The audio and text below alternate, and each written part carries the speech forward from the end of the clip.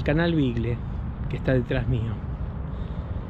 Siglos de historia a través de un curso de agua. No es solamente un canal, ha sido el nexo de comunicación de culturas y de viajeros de todo tipo a través de los años. Y termina en esta bahía, aquí, en la ciudad de Ushuaia. Pero veamos un poco qué pasó a través de la historia. ¿Qué tal? Un nuevo encuentro de Ushuaia Patrimonio. Esta breve introducción es para explicar que, bueno, vamos a ver hoy algo bastante interesante, una historia que muestra el canal Bigle bajo otra óptica, bajo la óptica de la historia. Es un trabajo que hemos hecho junto con el director del Museo Marítimo, el licenciado Carlos Bairo, y lo hemos presentado en eventos nacionales e internacionales, y a su vez también hemos publicado también un cuadernillo por las actividades desarrolladas en el Museo Marítimo en establecimientos educativos. Así que bueno, vamos a ver la proyección y ahí iremos un poco explicando de qué se trata. Muchas gracias.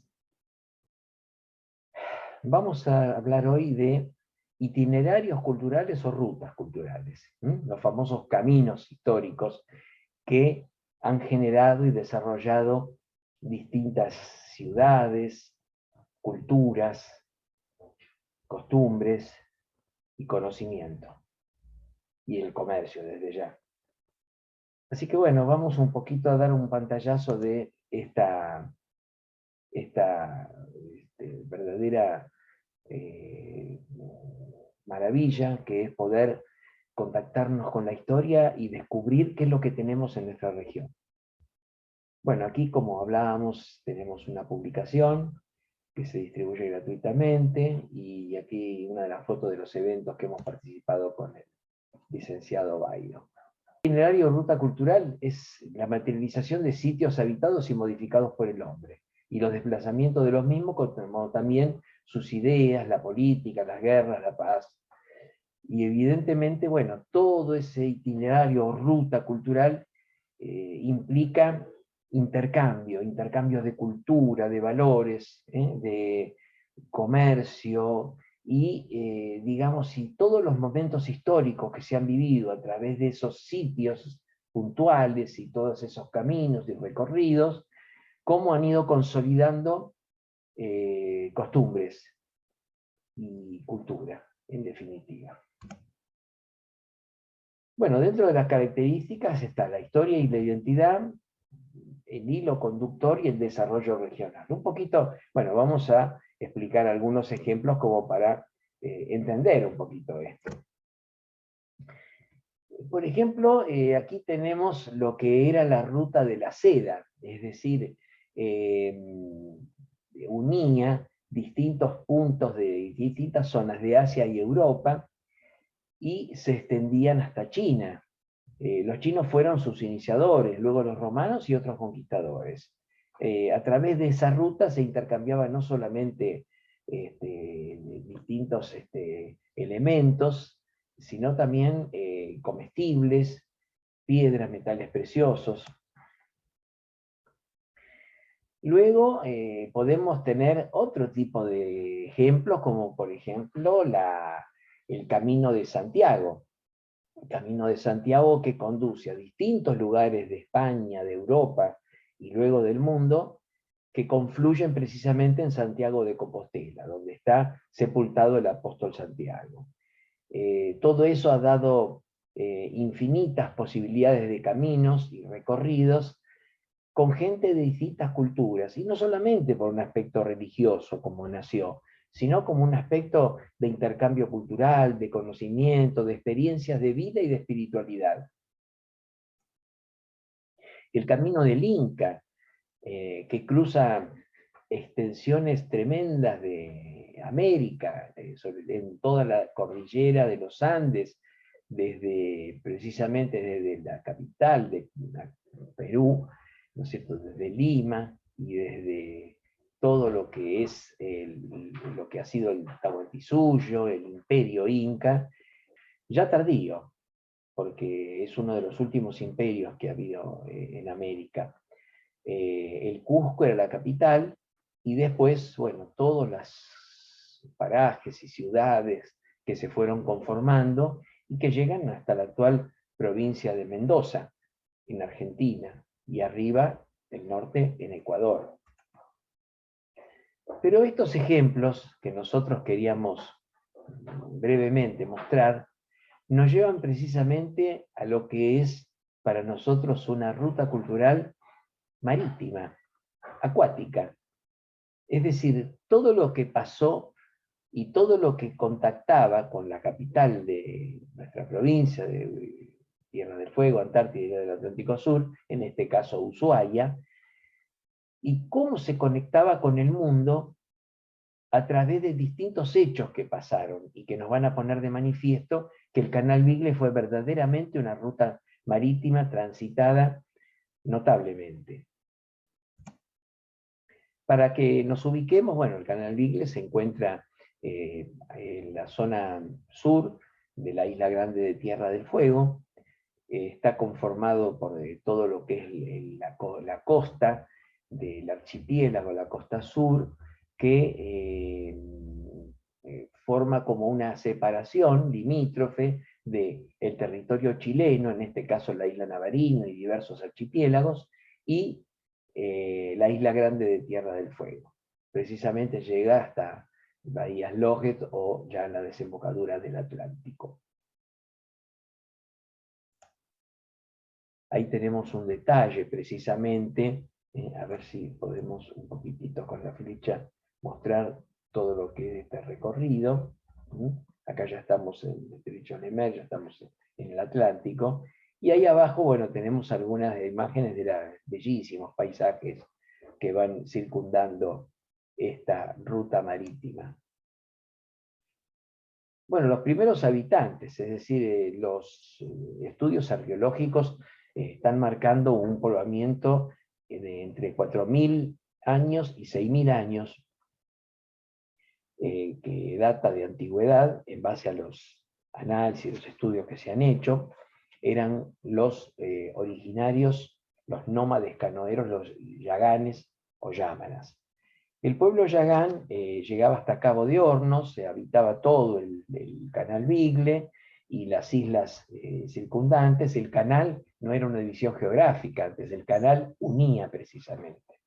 Bueno, esto evidentemente después, bueno, el hombre blanco va creando fronteras y bueno, y va transformando en países. Ellos tenían toda esa forma de vivir notable en el agua.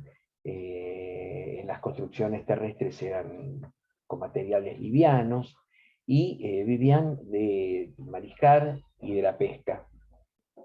Tenían utensilios muy sencillos, de hueso, y después posteriormente de piedra. No conocieron los metales, y bueno, y las costas del canal precisamente son yacimientos arqueológicos protegidos, y evidentemente fue toda una cultura que se fue manteniendo hasta el siglo XIX y ya comenzado el siglo XX, y que ha ido disminuyéndose, evidentemente por la presencia del europeo y después el argentino, los hombres blancos, que para dar una definición muy general, pero evidentemente ellos trajeron enfermedades desconocidas que no tenían inmunización, estos pueblos originarios, y además también se fue también un poco desplazando forzadamente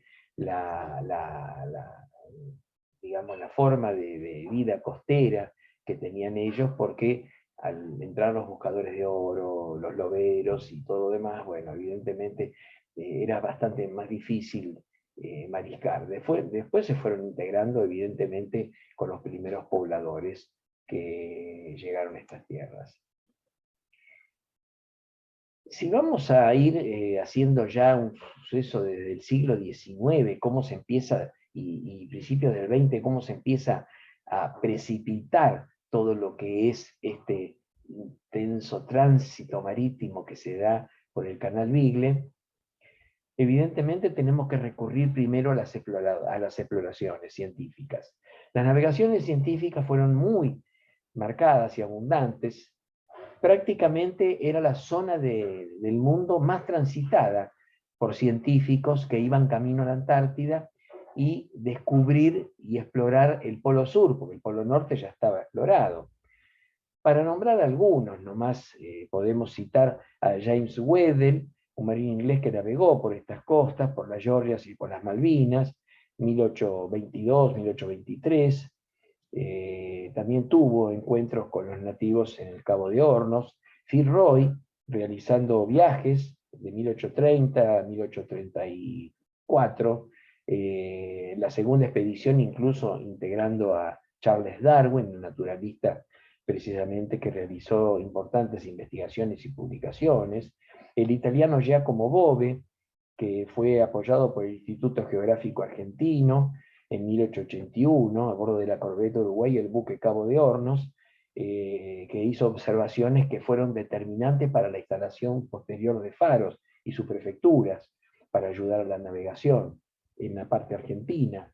El Luis Martial, el que acá vemos la foto del barco, el Romanche, que le llamaron la expedición de las 5 naciones, 135 científicos europeos de varios países llegaron con este buque y en 1882 recorrieron toda la isla del Fuego, la Tierra del Fuego y la isla de los Estados también, y también, bueno, fueron los únicos que han fotografiado el faro del fin del mundo, el faro San Juan, ahí en la isla de los Estados.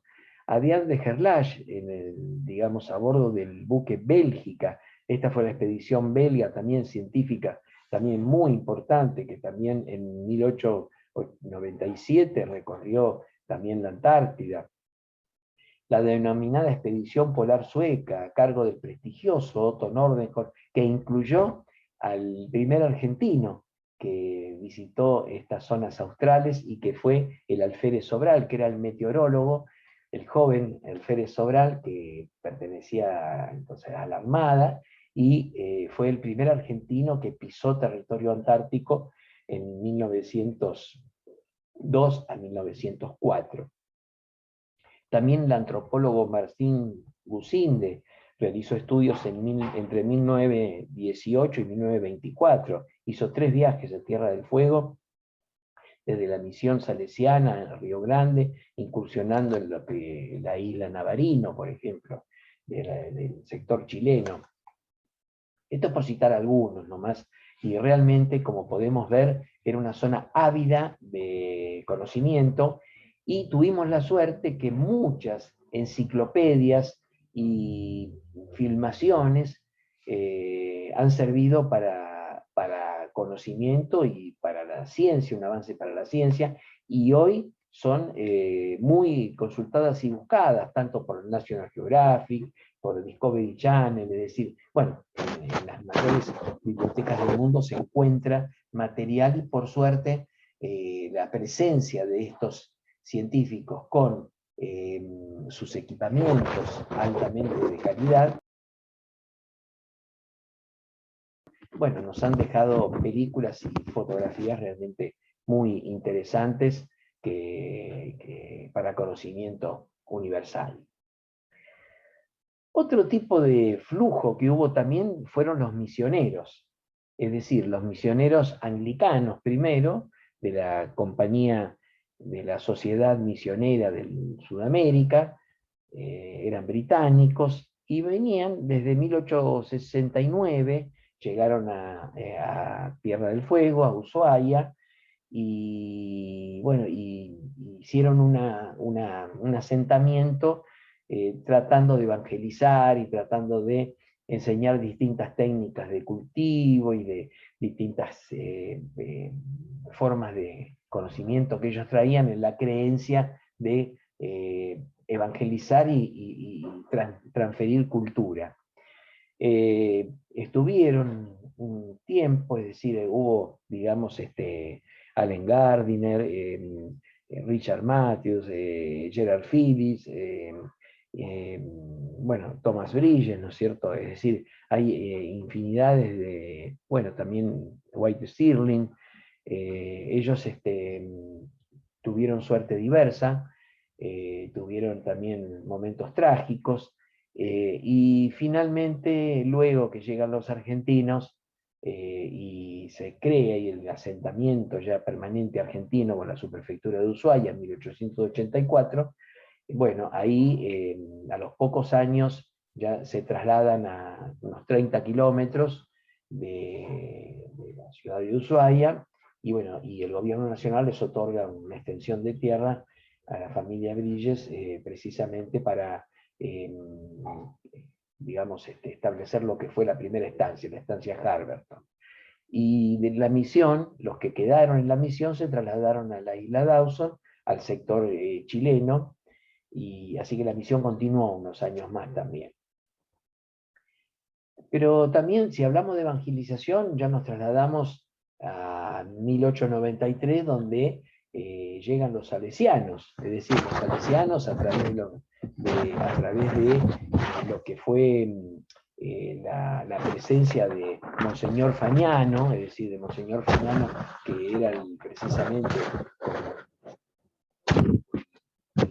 el jefe de toda la prefectura apostólica que venía de la iglesia de Roma, y estableció todo lo que fue una, digamos, una forma de evangelizar distinta, más territorial. Acá, por ejemplo, tenemos la creación de la misión especial, que se llama, de Río Grande, mucho antes de que hubiera la ciudad de Río Grande, que data de 1921, y también ellos se movían con un buque, el María Auxiliadora, que hacía navegaciones, incursionando desde Río Grande hacia la zona de Ushuaia, ingresando por el Canal Bigle, y también, bueno, hasta que después tuvo un naufragio, y se crea en 1898 la primer parroquia o iglesia católica en la ciudad, el que le llamamos, los que conocen Ushuaia, es el templo antiguo que está en la costa. También navegó Piedrabuena, Luis Piedrabuena navegó mucho por acá. Él tenía su base de operaciones, digamos, su asentamiento, mejor dicho, en un establecimiento lobero en lo que es la isla Pavón, en la provincia de Santa Cruz, actual provincia de Santa Cruz, donde está la localidad precisamente que lleva su nombre. Y él navegó mucho el río Santa Cruz y todo el mar, porque es nuestro prócer patagónico. Él había nacido en Carmen de Patagones y allí está sepultado. Y bueno, y no solamente navegó, sino también que hizo importantes descubrimientos geográficos, y además tuvo acciones muy solidarias en el rescate de náufragos, de distintos naufragios en todos estos mares del sur tan difíciles para la navegación. Según cuentan los entendidos, precisamente los mares más difíciles del mundo para navegar. Y también podemos citar también, digamos, la llegada de los argentinos. A partir de 1884, con la expedición argentina del Atlántico Sur, se crea la prefectura de Isla de los Estados en el puerto San Juan, inaugurada el 25 de mayo de 1884, y después lo que es la subprefectura de Ushuaia el 12 de octubre también del mismo año. Acá tenemos algunas fotos tomadas por los científicos. Yo un poco hablé y no hice correr la presentación, pero bueno, tenemos distintas representaciones, dibujos hechos por el personal científico que venía. Acá 1853, cuando empezaron a incursionar en el canal los anglicanos, el BOVE, digamos, teniente Bove con todos sus estudios y distintas representaciones. Antes se hacían muchos dibujos cuando no había fotografía. Las distintas embarcaciones eran embarcaciones a vela, muy endebles, por eso que las primeras construcciones aquí se desarrollaron precisamente en madera y chapa, materiales livianos, no había construcciones de cemento ni elementos tradicionales. Bueno, ahí la bahía Sloget, ahí el naufragio de teniente Bove, también muestra lo tempestuoso de los mares, ¿no es cierto? Bueno, aquí tenemos ya la llegada de los argentinos, digamos 1884, donde se crea la subprefectura del Puerto San Juan, en Isla de los Estados, la vemos aquí abajo, las instalaciones, y acá el Faro San Juan de Salvamento, llamado popularmente el Faro del Fin del Mundo, con su dotación de 6 marineros y una vida muy sacrificada, precisamente en esa maravillosa por la naturaleza isla de los Estados, pero muy agreste, con una vegetación, con muchos acantilados, poca playa natural y con una gran selva preantártica. También en Isla de los Estados, también comenzó en la zona, digamos, austral, la colonización penal. Es decir, la CERN había llegado en 1884. No había prácticamente, más población que el personal que manejaba la prefectura. Por lo tanto, bueno, viendo experiencias de otros países exitosas, creando cárceles en lugares alejados, eso dio pie a la llamada colonización penal. La colonización penal era, digamos, consistía en establecer una cárcel en un lugar lejano, inhóspito generalmente, para brindar la seguridad de que estuvieran bien lejos de los centros poblados los condenados, pero por otro lado que esa cárcel desarrollara esa zona de influencia, porque tenían que viajar y crearse poblaciones de guardiacárceles con sus familias, luego nacen los almacenes de ramos generales para brindar comestibles, no solamente para el personal que trabajaba, sino también para los presos, y bueno, fue desarrollando distintas ciudades y distintos lugares en el mundo, y esto pasó en Ushuaia. En Isla de los Estados, bueno, dadas las características que explicaba de la zona, no se dio esa colonización penal. Después ya otro día vamos a hablar de las cárceles en la Isla de los Estados, en lo que era el COCUC, el presidio militar, y luego se establece en 1902 ya en Ushuaia. Comienza la colonización penal con el presidio famoso que funcionó hasta en 1902. También bueno, aquí tenemos el presidio que primero se estableció en la Bahía Golondrina, que es camino al aeropuerto actual, y luego, mientras con los mismos presos, se construía, digamos, la otra cárcel, que es la última que hubo acá. ¿Qué pasa? Otro tipo también de situaciones pasaron, y flujo de gente que venía con embarcaciones, que era la caza de lobos marinos, es decir, prácticamente se había realizado a fin del siglo XIX pero realmente casi un exterminio de los lobos marinos que son costeros. ¿Por qué? Porque se utilizaba la grasa y el cuero del lobo, pero generalmente la grasa para fabricar aceites industriales. Lo mismo de la caza de ballenas, que se daba también ya en la zona del mar profundo. Por lo tanto, los loberos también fueron en parte contribuyendo o provocando la disminución de fuentes alimenticias de los yaganes, que también eran costeros. Y por suerte, bueno, cuando ya se prohibió la caza del lobo, la preservación y el hecho de pasar las distintas décadas han hecho que lleguemos a la situación actual donde prácticamente se ha recuperado notablemente la especie. También,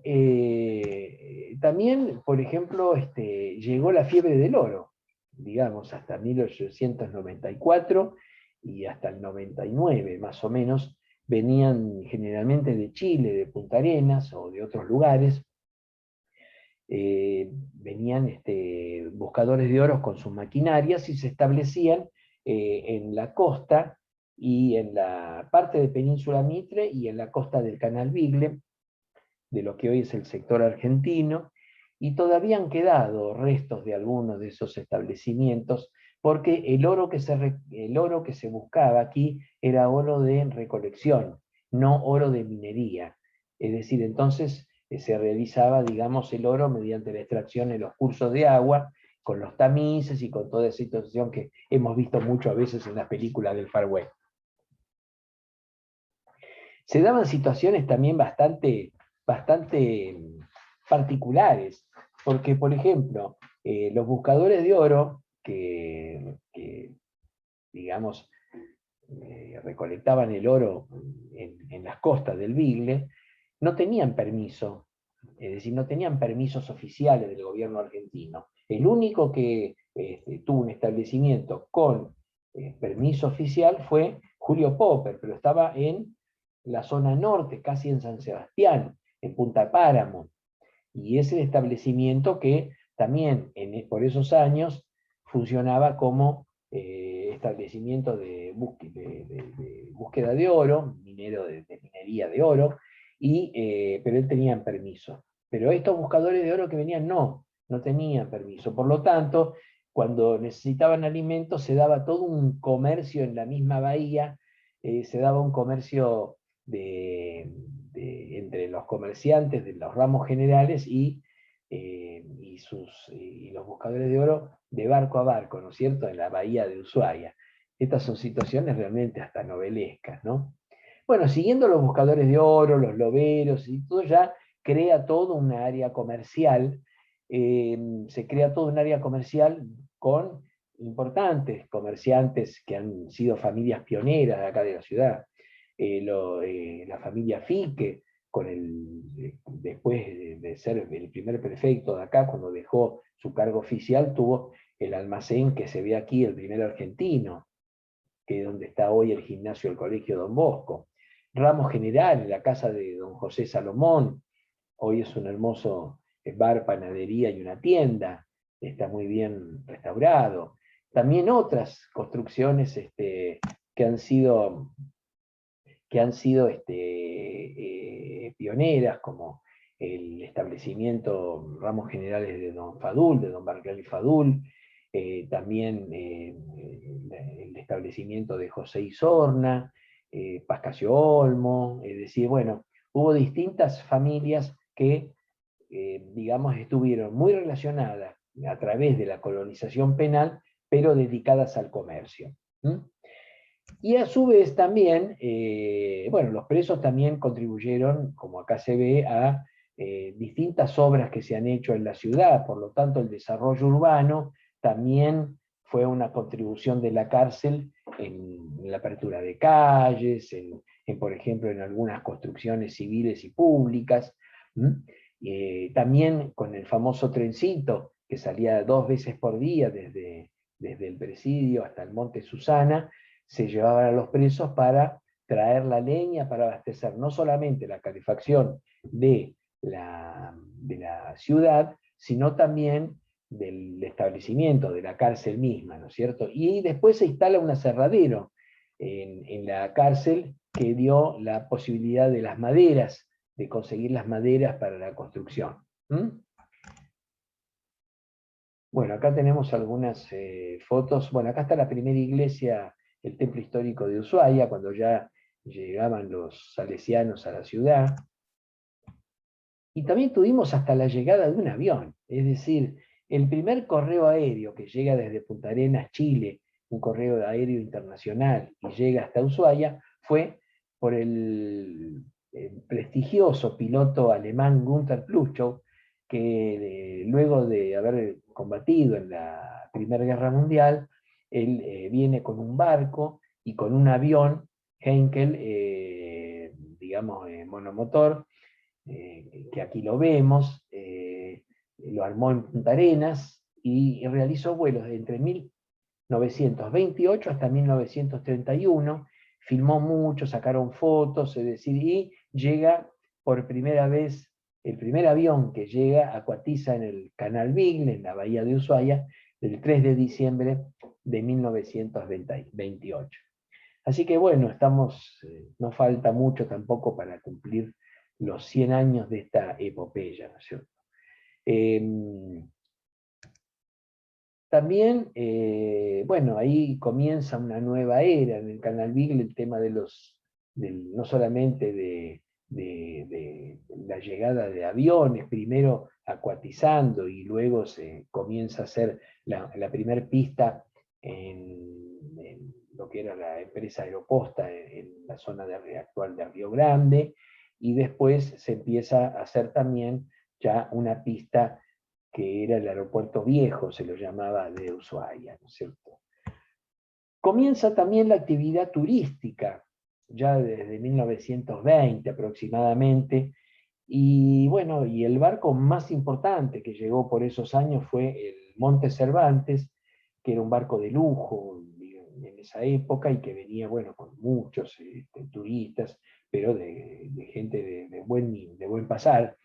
Y al regresar a Buenos Aires, bueno, un choque con una mala maniobra del capitán, un choque contra un peñasco, hace que quede varado y poco a poco comience a hundirse. No se hundió del todo, pero bueno, se salvaron prácticamente toda la población. El único que falleció fue el capitán. Y bueno, y después estuvo semisumergido algunas décadas, hasta que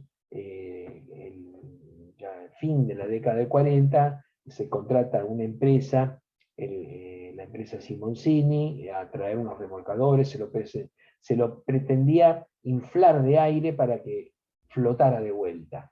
Pero bueno, esa maniobra finalmente fracasó y ya se hundió finalmente, lo pudieron arrastrar un poco, pero se hundió finalmente a más de 100 metros de profundidad en la bahía de Ushuaia. Digamos, bueno, hay historias muy, hasta leyendas, contadas por antiguos pobladores de lo que fue albergar a centenares de turistas en una ciudad que era una aldea. También durmieron en casa, se alojaron en casas de familia, y bueno, fue todo un gesto solidario tremendo de la población de aquí, de Ushuaia, para albergar hasta que pudieran ser rescatados por otro buque enviado por la empresa turística, y se fueron, bueno, muy agradecidos y con todo lo que la ciudad les había dado, ¿no es cierto? La ciudad, como acá dice la placa, bueno, evidentemente se desarrolló con la cárcel, hasta que en el primer gobierno del general Perón, en 1947, por cuestiones humanitarias, se decide cerrarla. Ahí la cárcel se cierra, se traslada a otros lugares, a las grandes ciudades, y se trasladan también muchas familias de los empleados del establecimiento penal. Por lo tanto, se estaba despoblando de vuelta esa ciudad. Entonces el mismo gobierno nacional decide crear, se había creado ya lo que era el estatus de gobernación marítima, con la capital de esa gobernación en esta ciudad de Ushuaia. ¿Y qué pasa? En diciembre de 1950 se crea la base naval Ushuaia, que ahí contribuye con la llegada de la Armada ya institucionalmente, contribuye, por una parte, a repoblar, porque llegaban oficiales, suboficiales de la Armada, precisamente a establecerse y estar varios años destacados aquí. Algunos después hasta se quedaron definitivamente maravillados de este lugar. Y la Armada no solamente realizaba la custodia de los mares y todas las cuestiones de salvataje y todo lo específico que tiene por sí esta Fuerza Armada, sino también desarrolló muchísimo la ciudad, porque con sus barcos costeros prácticamente también llevaba medicamentos, traía de las estancias, cuando se fueron generando estancias o parajes, llevaba remedios, traía algún enfermo hasta la ciudad para que se lo pudiera internar y curar, es decir, en los transportes navales, es decir, trajeron grandes traían el correo, los alimentos, medicina, ropa, es decir, fueron los que hemos tenido comercio, hemos utilizado mucho el servicio de los transportes navales para traer mercadería. Antes la mercadería no se traía por camión, como ahora, se traía por barco, y las rutas no estaban en condiciones, y en algunos sectores ni estaban abiertas para trasladar equipamiento pesado. Por lo tanto, el Canal Beagle siguió siendo la autopista austral. Luego, cuando se desarrolla todo un plan después de la década del 70, se genera a través de la ley 19640 de promoción económica, se desarrolla todo un sistema de emplazamientos de fábricas de tecnología. Primero empieza con artefactos, digamos, hogareños, heladeras, lavarropas, microondas, y bueno, y luego se transforma en, digamos, en empresas armadoras que han traído, con el aporte de algunos insumos locales, que han traído mucha población acá. Entonces ya vienen barcos más grandes, con contenedores, es decir, ya vienen otro tipo de, digamos, de embarcaciones que requieren una infraestructura portuaria más acorde. Las ciudades van creciendo, en algunos lados las ciudades también se desborda un poco las periferias, y bueno, y en Río Grande y Ushuaia se establecen fábricas de marcas muy importantes.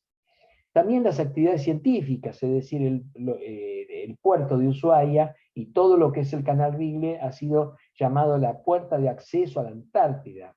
Por lo tanto, distintas expediciones científicas de Europa, de Asia y de otros lugares del mundo, y de América, por supuesto, pasan, recalan en Ushuaia, se abastecen y siguen camino al Polo Sur, donde varios países tienen establecidas bases científicas o, digamos, como lugares de paso a expediciones que se hacen de este tipo en esta zona de los mares australes.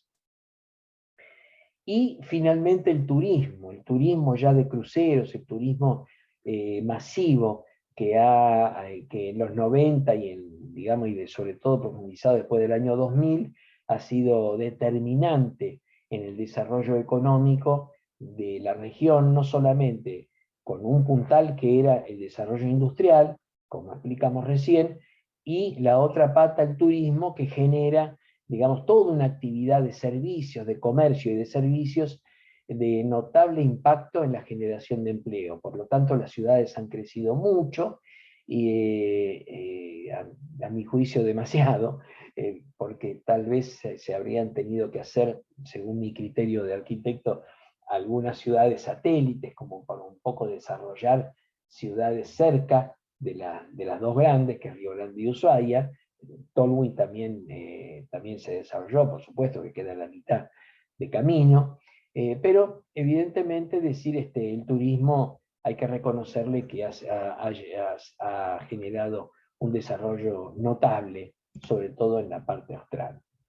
Bueno, a través de todos estos, bueno, acá tenemos más de 50.000 pasajeros cuando se hizo este estudio, digamos, estamos hablando del año 2005, 2006, que comenzamos a hacer estos relevamientos, digamos, históricos, y bueno, y ya había más de 50.000 pasajeros que habían navegado por acá en toda la zona de rutas culturales, sobre todo de turismo y científicos. Así que bueno, todos estos hechos formaron, digamos, a la gente de aquí, la gente antigua, la gente pionera, y bueno, y sirve de espejo para vernos en ellos, para proyectarnos hacia el futuro. Así que bueno, esto es en parte, digamos, un poco resumido, pero lo que yo quería mostrarles, tal vez disculpen si me extendí un poco, pero bueno, considero de que bien valía la pena adentrarnos un poco en la historia y ver un pantallazo general de todo lo que significó y significa el Canal Beagle para nosotros. Bueno, será hasta un próximo encuentro. Muchas gracias.